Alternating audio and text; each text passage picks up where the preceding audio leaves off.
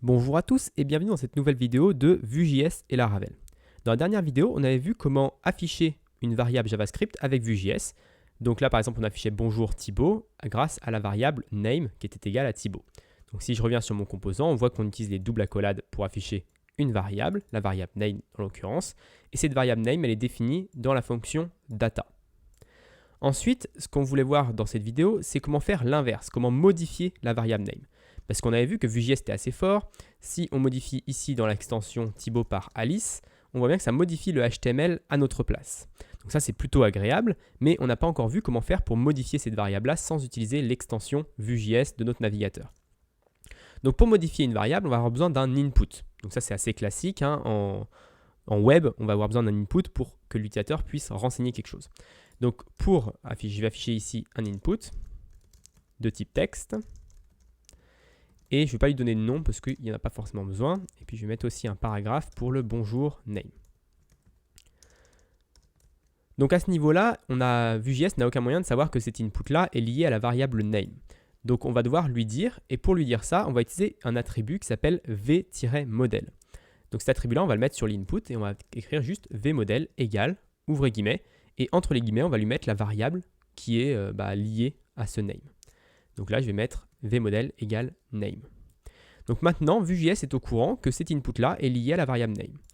Et ce qui est intéressant de voir, c'est que c'est un lien dans les deux sens. C'est-à-dire que quand la variable change, l'input va changer, enfin le contenu de l'input va changer, et quand le contenu de l'input va changer, la variable va changer.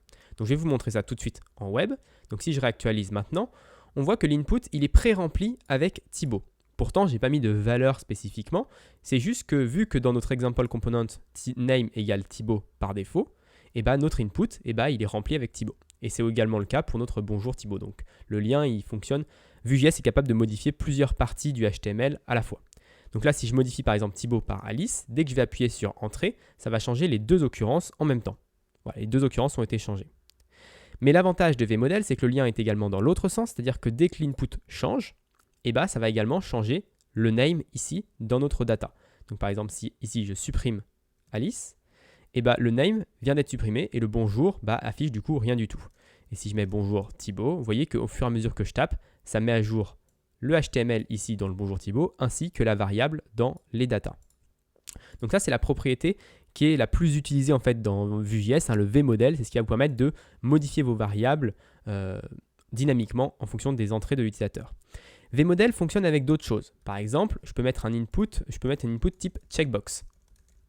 Donc pour faire juste une petite checkbox, je vais enlever le name et je vais mettre un vmodel égale par exemple checkbox pour ne pas être original. Donc maintenant, si je réactualise, j'ai une checkbox qui vient d'apparaître. Par contre, dans ma console, je vais avoir une petite erreur ici, donc pas la CSRF parce que ça c'est une erreur de Laravel, mais il me dit que la propriété ou la méthode checkbox n'a pas été définie dans l'instance. Donc ça c'est une erreur que vous allez voir souvent, c'est qu'en fait on a dit que notre checkbox ici était liée à la variable checkbox, mais on n'a pas dit à Vue.js qu'il y avait une variable checkbox. La seule variable qui existe actuellement c'est la variable name. Donc Vue.js nous prévient gentiment en nous disant hey, tu as oublié de définir la variable checkbox. Donc c'est quelque chose d'assez gentil. Donc là je vais pouvoir mettre checkbox, deux points, et je vais mettre true par exemple pour dire qu'elle est vraie. Donc maintenant si je réactualise ici, on va voir que la checkbox, elle est cochée par défaut. Parce que dans Vue.js, dans example component, checkbox est égal à true. Et si je décoche ici, ou enfin si je mets false par exemple, que j'enregistre, on voit que la checkbox se décoche. Donc si je coche true, false, true, false, true, false, etc. Donc on voit que vmodel est assez intelligent pour fonctionner avec des booléens ou des chaînes de caractères en fonction de si on est sur une checkbox ou sur tout simplement sur un input type texte. Et on peut l'utiliser également sur un input type password ou sur toutes sortes d'inputs. Ça va juste lier la valeur de l'input avec la variable. Donc voilà pour cette vidéo. Dans la prochaine vidéo, on va voir un exemple concret parce qu'avec ce qu'on vient de voir ici, on va pouvoir déjà faire quelque chose d'assez sympathique. Donc je vais vous montrer ça dans la prochaine vidéo. En attendant, j'espère que cette vidéo vous a plu. Si c'est le cas, n'hésitez pas à la partager. Et moi, je vous donne rendez-vous du coup la semaine prochaine pour une autre vidéo de Vue.js et Laravel.